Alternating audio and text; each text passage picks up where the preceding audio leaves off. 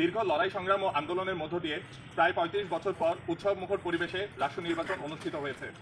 শপথ গ্রহণের পর গতকালকে রাষ্ট্রের প্রথম কার্যনির্বাহী সভা অনুষ্ঠিত হয়েছে। পত্রিকার ভিত্তিতে কয়েকটি সিদ্ধান্ত গৃহীত হয়েছে। সিদ্ধান্তসমূহের মধ্যে অন্যতম হল রাষ্ট্রের তহবিলের ব্যবহার উপযোগী করা। আমরা দায়িত্ব পালনের সাথে সাথে তড়িৎ গতিতে আমাদের ইশতেহারগুলো পূরণ করতে কর্মপরিকল্পনা গ্রহণ করি, কিন্তু এগুলো বাস্তবায়নের জন্য রাষ্ট্র তহবিলের যথোপযোগী ব্যবহারের জন্য যে অর্থ প্রয়োজন তা আমরা বুঝে পাইনি। গতকাল প্রথম অধিবেশনে আমরা আশা করেছিলাম বিগত বছরগুলোর ব্যয়ের অডিট সহ আমরা রাষ্ট্র তহবিলের বর্তমান অবস্থা সম্পর্কে সুস্পষ্টভাবে জানতে পারব, কিন্তু রাষ্ট্রের বর্তমান সভাপতি ও কোষাধ্যক্ষ আমাদের সেই তথ্য দিতে পারেনি।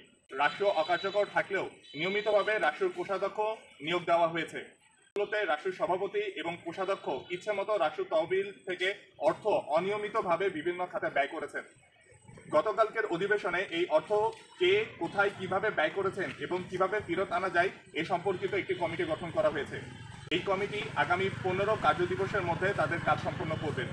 গতকালকের সভায় আরও বেশ কিছু বিষয়ে সিদ্ধান্ত গ্রহণ করা হয়। সাইমার পরিবারের জন্য ক্ষতিপূরণ এবং বিভাগের পক্ষ থেকে যে 4 দফা দাবি দেওয়া হয়েছিল সেগুলো দ্রুত বাস্তবায়নের জন্য সিদ্ধান্ত গ্রহণ করা হয়। জারাফার জন্য আমাদের একজন শিক্ষার্থী আমরা রাষ্ট্রের পক্ষ থেকে ফান্ডরাইজিং এর উদ্যোগ গ্রহণ করি।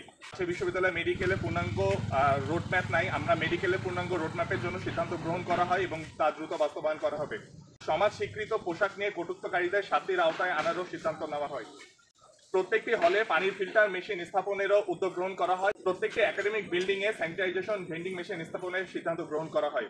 ছাত্রীদের হলের সামনে pharmacy, super shop, mobile banking সুবিধা নিশ্চিত করার সিদ্ধান্ত গ্রহণ করা হয়।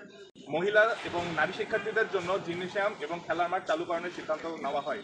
হল এরিয়া, একাডেমিক ভবন, সুভেনিয়ার শপে এবং গুরুত্বপূর্ণ জায়গাগুলোতে উচ্চ গতিসম্পন্ন ইন্টারনেট ব্যবস্থা নিশ্চিতকরণ করা হয়। আন্তঃহল বিতর্ক আয়োজনের সিদ্ধান্ত গ্রহণ করা হয়।